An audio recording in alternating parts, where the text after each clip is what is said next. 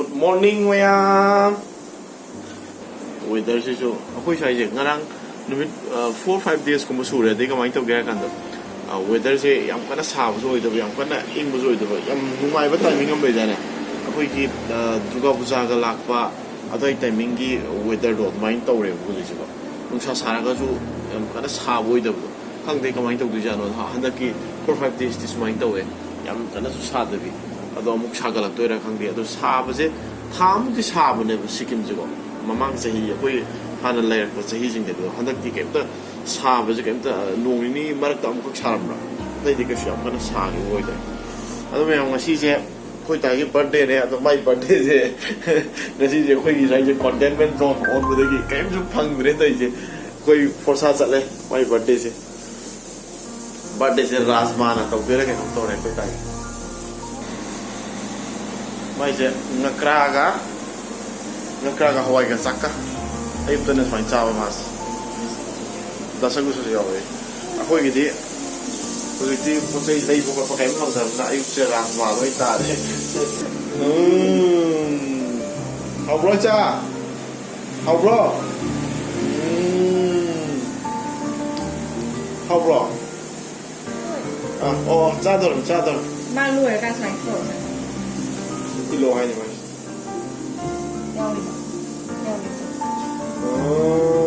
nhau hay sao thế sao sao bên này thì lâu rồi không mà phải sao thế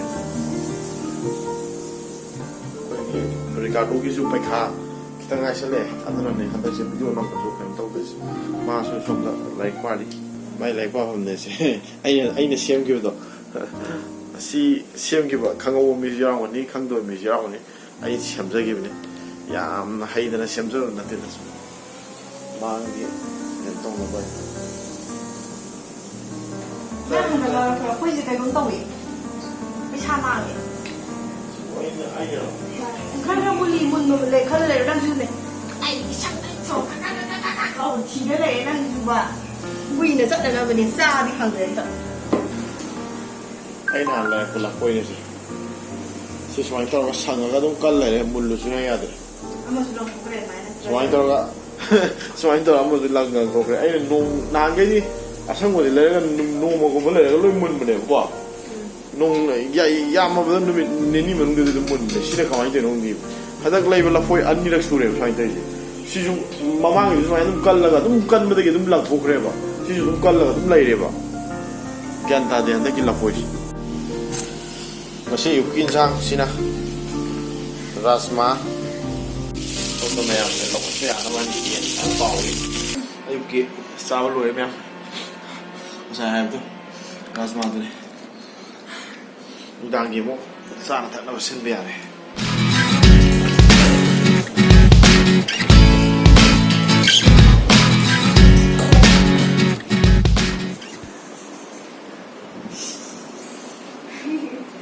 막 포스타이네.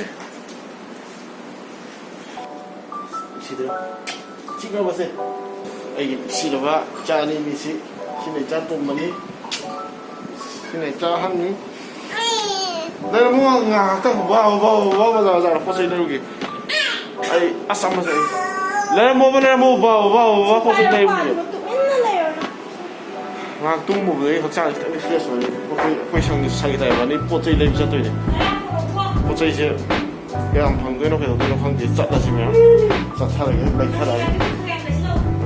아이 다시 오나. 쌌다지.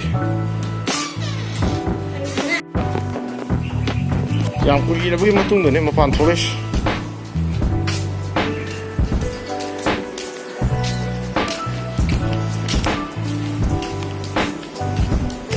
샤프는 토레.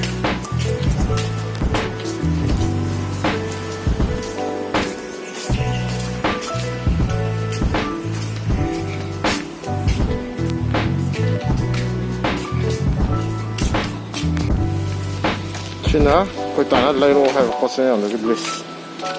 Sina, containment zone oira ba lambi jaga se. Containment zone oira jaga. Ni yam to satti. 저 꽁머리복 두칸 항니 해보네 두고 두칸 아무튼 항게 또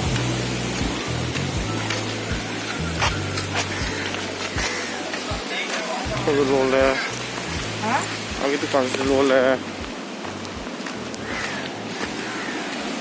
A few moments later. 거의 상이 다 많이 오지 하액 할라보가 이루글로 속드나 또왜 내가 거의 다 나무 손담마 딴 키에 누구 거울에는데 거의 이제 좀더 소세스 싸제는 누구 짜나 봐서 소세스 싸제를 그래도 어머니 떠로 싸고 계시죠 아들가 마이 딴지가 떠가 딴지도 그렇게는 마이지 딴게 그렇게는 완전 딴네 딴 떠래 시시가 있노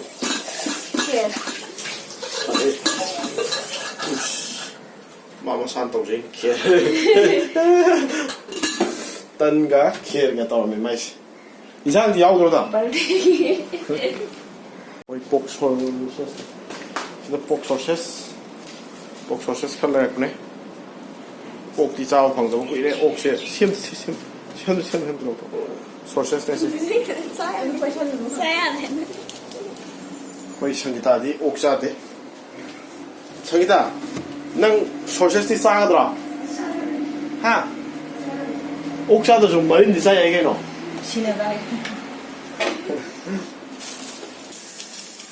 소세지는 시들레기 소세지도 야람머니 소세지 아직 싸통 먹었다 오겠지 뭐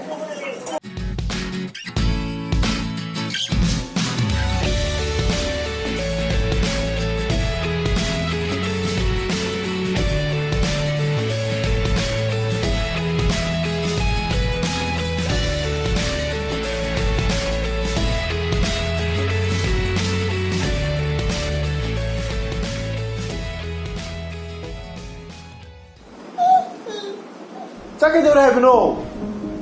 Ha? Sao cái đâu đẹp nó? Ai biết nhiều người? Cái đâu đẹp này sao bộ?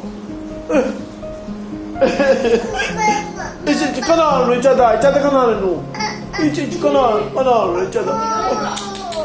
канal 짜다. канal 왜 짜네? Mẹ một dịch phung nipan một ta này, đó ai chứ, mà sai tới cái, sao thuốc cho xin tàu của tôi ai Johanna, ai cake xin lấy biểu khăn khăn đấy, tôi bố sẽ khuyết đại cái cake sẽ, mà sao đây là cake cái nó tao đấy, ai cake sẽ sát ra cái gì, ai là sát ra, năng sau được à, ok, tôi ta là ai cake sát ra cái, mà sau đi, rồi ai cake sát ra cái gì, sát ra cái này phung nipan ta là cái gì, khuyết đại cái, ai cái nó tôi chỉ cả đi ngoài thôi, cái này, chắc cái này cái này. 내 것도 전설로 작도 자로 파야 되네. 근데 케이크도 무슨 사지 파이다. 아이 사게 미니 따라 바로. 매번 이 케이크 좀 사다라게 또 깔라. 케이크 사버지 우쩌르게 양도 사라. 재미지.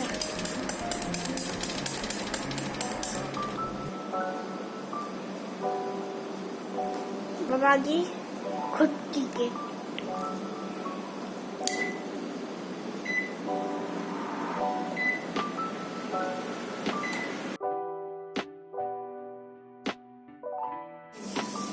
Sebenarnya marang pakai mem do, ini nak sebenarnya sombana, kami pun pakai ini, yang mau belajar.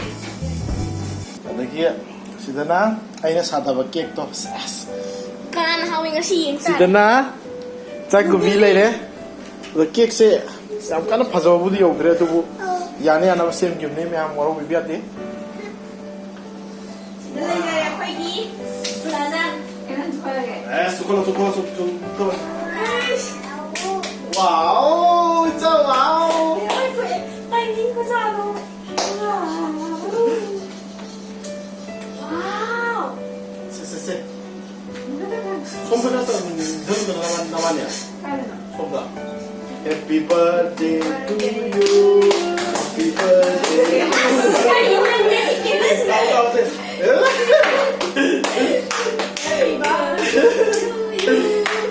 birthday to you. Go. Happy birthday.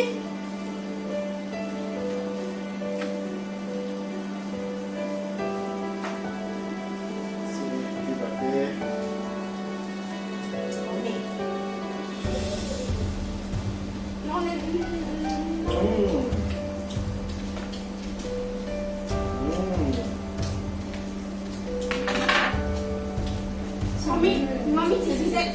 Tổng mình kia thì cái chứ đấy. Hát qua tôi xem một cái này bảo.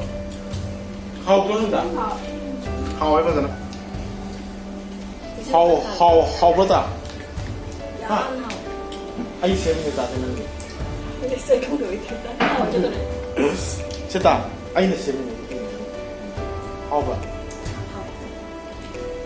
Anh là quay tay cái vật đơn làm gì đó? Ba cái gì? Cake hoàng giống cake ông đã đi cán gì đấy xem mà đấy. Rồi, hầu giàu về đấy. Hát qua tôi này xem gì rồi? Cũng hai mà cái xem mà đấy. Rồi yam hầu đấy. Tôi nói anh đã lạc tôi xây dựng mà cái áp phàm yam quay. Tôi nói cũng nằm mắc, tôi cũng nằm mắc cái áp phàm quay này hay này. Em rằng thông một cái lối lùi đấy cơ. Rồi ngay khi tôi ta han pizza này cái. Ai nè sang ta nè cái này tôi không mà sao luôn cái này. Tôi muốn sai. Rằng sẽ lùi em lấy này ra. Không đúng món nó vẫn tay biết không? Tôi ta mai khăn lấy, rồi mà sa ra này, rồi quay một sa cái. Anh nói rằng mai sa cái gì? TV này. Dạ.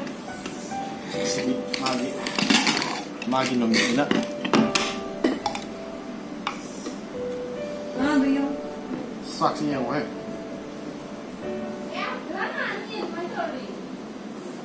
Sabi ni ko tayo yung ganito buwan na ko ko ko isang du sa mo.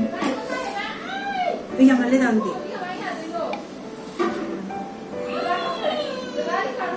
Yadro. Phải uống cho ăn luôn.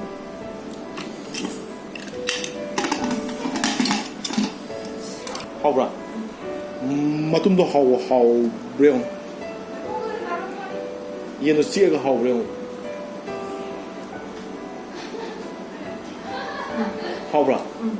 Ya nang hau. Ko ta hau re ya re. Birthday girl hau re ya re. Hozik za do ingai je koi to si kang bu sine mo. Sine Sine Sine đi si ga koi hôm nay cắt từ ngày của bác phong ai gửi sinh ngạc cấp quần gì mang sải đi ô lò bọc thế cha chê và cái lấy thuê mà cha ga và cái lấy thuê mà là min cha cái gì min chào gì cũng mà tin gì cũng nhiều phần này như này gì ta chỉ cho mà đúng mà sai đây Adana mayang masigidi matang isa lotion janagi bye bye ta bye bye bye bye is bye bye Ricardo bye bye lotion janagi mayang good night sabi gitu na to video dong hapsar